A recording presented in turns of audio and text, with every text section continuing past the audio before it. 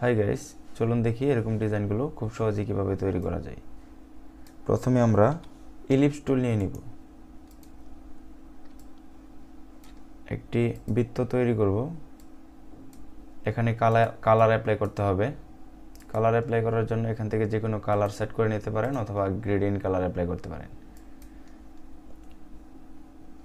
Effect থেকে ডিস্টোর and transform এখানে click করবেন, তারপর হচ্ছে পাকার অ্যান্ড ব্লট। এখানে একটা ফরম্যাট আসবে, এখান থেকে 94 করে দেবেন, 94% করে ওকে করে দেবেন।